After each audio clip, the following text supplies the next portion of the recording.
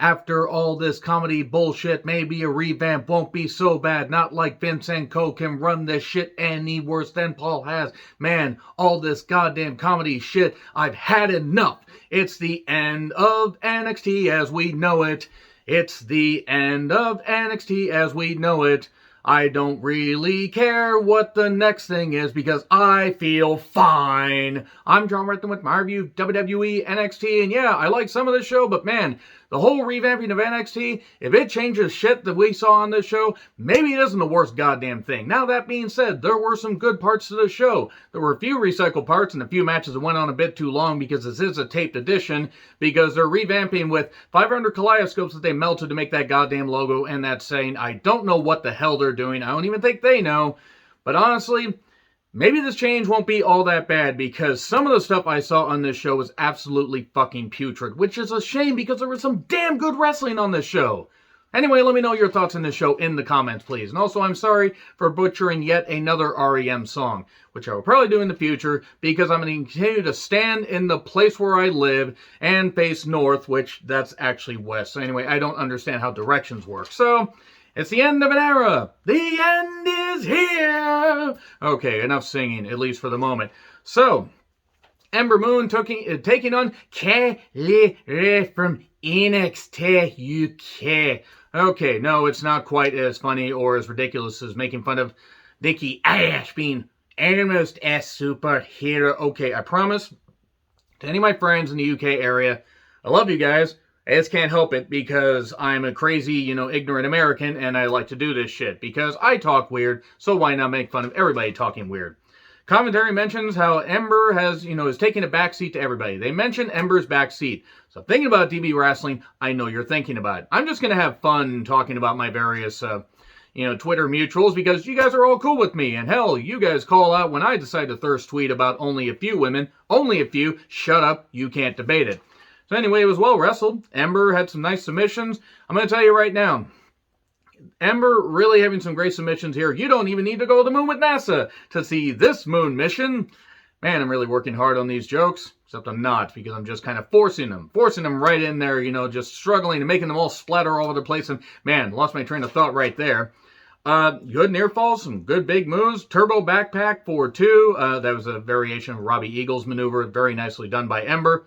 And then hitting whatever the hell her finisher is, KLR5. Why the hell is it called that? Did I hear that wrong? Is that what the name of her finisher is? Anyway, she won. So Pete Dunne is motivating his group. Lorcan and Birch, you go out there and get the tag titles. And you do that. I'll go home. And Ridge just has his bulging club right out there, ready to strike everybody in the head with his throbbing, bulging club. I'm going to make this as uncomfortable as possible because why not? The new NXT logo is shit. I'm not saying that it can be the worst thing in the world to try and change, but whew. Anyway, over the weekend, Indy had a bachelorette party because Indy and Loomis are going to be tying the knot. It's going to be Indy Dexterous, and man, that's going to be a hell of a honeymoon tape. Man, it's going to be Indy Tartwell after this, and Loomis might actually blink. I'm not going to say from what. I'm going to leave that to your imagination. Don't leave it to my imagination. Trust me, you don't want to know what goes on here. I don't want to know what goes on in here. Indian Red, my fucking goodness. Cora Jade, by the way, who I don't think is old enough to legally drink, was at this thing. Candice, who I believe is pregnant and has been pregnant for a bit, was there. And you know what? This was the least offensive thing on the show, and it wasn't even that great. I didn't catch the name of the person that Indy said she came all the way from Australia. You came all the way from Australia? No, I came from Disney World. That woman. Man, she is statuesque, I will say that. What is her name? I didn't actually catch her name. So anyway, one line though. One line. I say this is the least offensive thing on the show. One line during this whole thing. Indy says, Dexter, talking about Dexter, he came into my life and stalked his way into my heart. I want to take your minds back to like July of last year. Somewhere around that, June, July of last year. Sonya. No, it actually was about July. Sonya Deville. Remember the whole thing where Sonya got stalked and nearly, kidnapped and likely killed by that guy that doesn't deserve to see the goddamn light of day? And if I'm his parents, I'm basically avowing that I even fucking know him, disowning him, whatever. And if his parents try to defend him at all, then his mother should never be allowed to see the light of day either. Fuck that guy forever. Seriously. fucking goddamn ridiculous. So yeah, Sonya got stalked by somebody, and they're normalizing stalking. I'm going to do a little bit of story time right now. Now, maybe I'm reading too much into this and everything, because WWE has been very tone deaf, and, well, hell, don't worry, other companies have been very tone deaf as well, which is, unfortunately a part of wrestling. It's one thing to make some comedy, but seriously, normalizing stalking. Story time. I actually got, I've been stalked by a couple people. This was a number of years ago, and hopefully they don't see these videos, because fucking hell, it was really goddamn scary. But that being said, it's not cool. It's really fucking scary. And I know other people that have been stalked.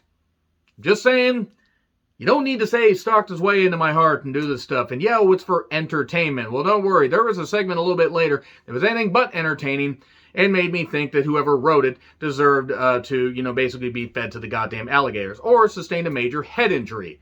Or maybe it was Shawn Michaels and he had his wrong eye on the goddamn thing. I don't know. Yeah, so poor Sonya Deville. I really hope that, goddamn it. I hope Sonya's doing all right, and I hope that goddamn stalker never is allowed in polite society again. And then at one point, Candice says, well, Gargano's gonna be a hard nut to crack, and she said Dexter's gonna have to crack his nut. I have to admit I laughed at that, with the good taste and maturity everybody has come to expect from me. Alright, so now we go to Santos Escobar, the Legoland Phantasm group with Elektra Lopez. My fucking goodness, Elektra Lopez. They look like stars, unlike the other group that they've been feuding with that has one star and a bunch of jokes. So anyway, it's Carmelo Hayes versus Escobar. And I say Legoland are the faces. To me, they are, especially considering that they're all talents. And again, the other group they've been feuding with has one star and a bunch of idiots. So, it was a good match. The crowd chanted for Hit Row, and I want that entire crowd abolished, especially after another match where somebody wouldn't shut up. I'll get to that. I enjoyed some of this show. Let me just say that. And by the way, if you guys like Hit Row or like any of the stuff I didn't like, that's fine. You guys can like whatever the hell you want. And I like Swerve. Anyway, so, Elektra at one point, interferes. This was a well-wrestled match. It went a while, though. This went a long time. It was competitive. Escobar obviously was going to win. Elektra at one point slams Carmelo outside, and I wish that was me. Please ragdoll me and slam me into the floor, ma'am. I have issues. Shut up, don't judge me. And Phantom Driver for the win. Why is Diamond Mine? Genuine question. Why do we need more factions that basically only exist to get people on camera for, with no direction? You have Roderick Strong, you have another a talent named Suzuki. Somebody sent me a match of his, and I apologize for not remembering. I do apologize for that. And two other guys that apparently are called the Creed Brothers. Can we take them higher? Can we get rid of this goddamn stable gimmick? So anyway, Regal then says, hey, I'm going to address the NXT Championship picture. Ciampa, Dunn, Knight, and O'Reilly are going to be in a fatal four-way #1 contenders match. Okay, cool. Probably should be elimination, but it is what it is. And then we get, God, what the hell, Brutus and Julius? Is that what they are, the Creed brothers? They took on two enhancement guys that I didn't catch the names of and beat them. One guy looked like Norman Smiley without doing the big wiggle. And they won. The Creed brothers won. I'm not going to say they don't have ability, but this Diamond Mine thing is shit. So anyway, Mackenzie is in talking to Ember. It's been a long 3 months. Yeah, it kind of feels, that's kind of how I feel, watching some of these promos. Nothing against Ember, because Ember is a really good star. She's been lost in the goddamn shuffle for a couple of years, and it's a shame. She lost her tag partner. She then, lost tag titles, lost her tag partner. Lost a match to Cat Lele. It's time for a change. Enough is enough. Woo, she's going to be a 2-time Slammy Award winner and team up with the British Bulldog. No, she teams up with Davey Boy Smith Jr. Aha, I just came up with the life-saving thing right there. So, hit row, mute button, don't care. Don't fucking care at all, and I like Swerve. But god damn it, get Swerve away from these jokesters. Anyway, Casey and Caden took on Io and Zoe for the NXT Women's Tag Titles. Oh, how the mighty have fallen, Io Shirai. And Casey and Caden won championships. KKK, that's not good. Alright, why was there somebody screeching in the goddamn crowd to Chris Benoit's ghost come back? And I hope that whoever was screaming in the crowd was fed the alligators afterwards. I understand having fun at wrestling shows and enjoying yourselves and whatever. That was super annoying. Couldn't you have muted that? Like, seriously, you have a multi-million-dollar production facility. You guys, churn out content like crazy. How the hell could nobody have muted that? Or, I don't know, told that effing person to shut the hell up. And yeah, I'm gonna yell about that because guess what? I can shout on a YouTube video. That's one thing. I'm not gonna tell you how to enjoy your goddamn wrestling shows unless you're ruining it for other people. Sure, I've called out moves and stuff like that, but I've tried to do it, to myself, saying it under my breath. I've tried to have fun and not ruin it for other people. That person did, and once again, I hope they were fed to the goddamn alligators, and if they had family, watch them suffer. Yeah, bit harsh, don't fucking care. God damn it, that was super annoying. It was like hearing that woo, woo, woo person that was apparently having, was an owl having a stroke or something at Starrcade 1985.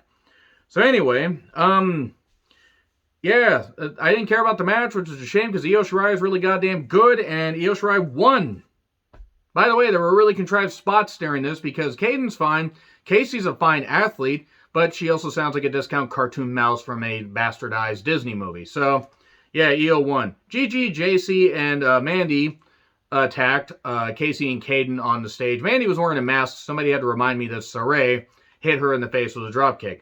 I'm going to say right now, JC James stepping on me. Not the most unappealing thing. Gigi and JC could be a good team.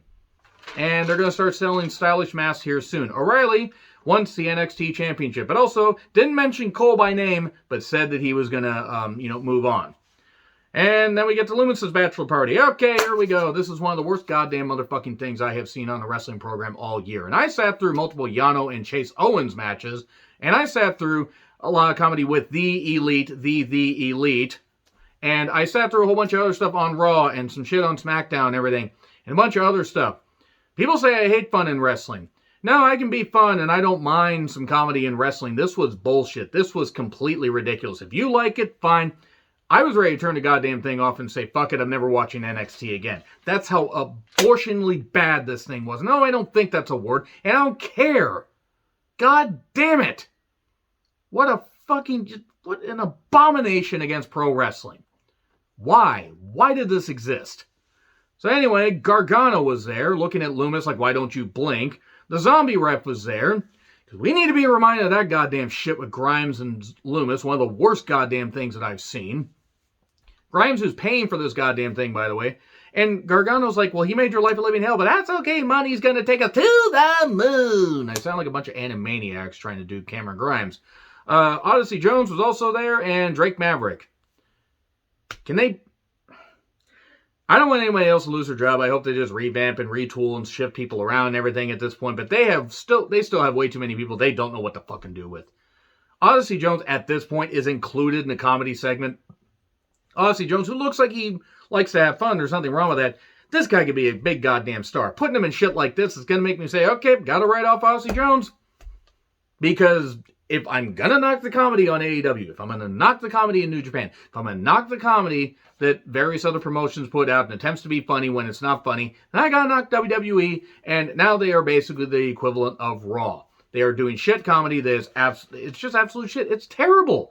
It's fucking terrible. So we get go-karting, Go Speed Racer, Go Speed Racer, Go Speed Racer Goes, bombed as much as the 2008 Speed Racer did, which I actually enjoyed, from the Wachowski siblings. Because I actually don't remember which one transitioned to being a woman at that time and which one eventually did. I'm going to retro-review that at some point, by the way. Go Speed Racer. Man, I'm sorry. Elmer Fudd infested my brain. He's infesting in my brain and nesting. Testing, attention, oh, here's the axe throwing, and Loomis helps him and everything, and oh, they're having such a bond and everything. Let me say, I haven't minded some of the interactions that Indy and Dexter Loomis have had, and this wedding is certainly going to be something. I think it's going to end up being wrecked somehow. I don't know. Maybe Pig's blood's going to drop down and Loomis is going to set the entire thing on fire. I don't think so, but considering it'll be a revamp. But one point, they're going to a goddamn trampoline park, and Grimes says to Drake, look at that little rock star. Aha! Subtle. And he says, hey, Odyssey, I bet you $10,000 you can't send him to the moon. So anyway, then they play laser tag, where Loomis chokes people out repeatedly. At least he didn't do what Chris Benoit did. Look, if they had just tapped, moving on. He basically, he straight up just chokes people out to win. And then they have a bond and the high five and everything. It's not like, from the Catskills. It's not like the Beck song. I don't know if this is coming across, but I wasn't really enjoying the show by now. In fact, this pretty much took me out of it. So, Frankie Monet, Jesse Kamehameha, and also Robert Stone are there. Robert Stone says, hey, I got you a title shot, Frankie, against Raquel next week. Okay, that ought to be fun. And then we get the May Grudge Ying Ghost, who apparently is Karen Q, and you might as well just say, hey, Karen, we're giving you your walking papers. Nobody is coming back from this thing. And Karen Q, from what I remember, actually has some talent. She took on a woman named Virginia Ferry, and she had to pay the ferryman because she lost in about a minute. This is dog shit. And people say, oh, and I'm just going to quell something right now because some people have taken me to task in regards to the Alexa stuff, yet I praise Abaddon on AEW programming. If it gets to the point where people are doing the supernatural bullshit and everything and stuff like that, you have to do it subtly. I'm not saying Abaddon's the best goddamn thing in the world, but she's been doing this for a bit. Sure, she may not be AEW Women's Champion. They may have to retool the gimmick a bit. But this whole Grudge Ghost thing has been going on for months. For months! And it's been terrible. Anyway, so LA Knight's out, LA Knight's out driving or whatever. It looks like he went for a night drive. And I guess the camera woman or man was a night rider. It's a night rider. I can't give a shit about the show anymore. Here's Ciampa to say he wants to win Goldie back for... he wants to win Goldie back. LA Knight wants to win the gold. Lorcan and Birch with Dunn and Ridge took on MSK. And man, I wanted to care, but everything before took me out of it. MSK wins. And then Dunn and Ridge's Throbbing Club took out Lorcan and Birch. Watch this be a way to write out Lorcan and Birch, and they release a tag team that's actually pretty goddamn good. Because why would they want talent? Anyway, that's enough of that. This is all I got to say about this show. I hope that Triple H and Shawn Michaels and Road Dogg and whoever helped put this goddamn thing together, that they have the worst goddamn Christmas possible. Actually, whoever put this together. If Bruce Pritchard had a hand in this, fuck you, goddamn red-faced hillbilly. I hope that you freaking choke. Anyway, agree, disagree with what I said. Like, share, subscribe, Twitter handle in the description. I'm John Ritlin. I'll see you soon.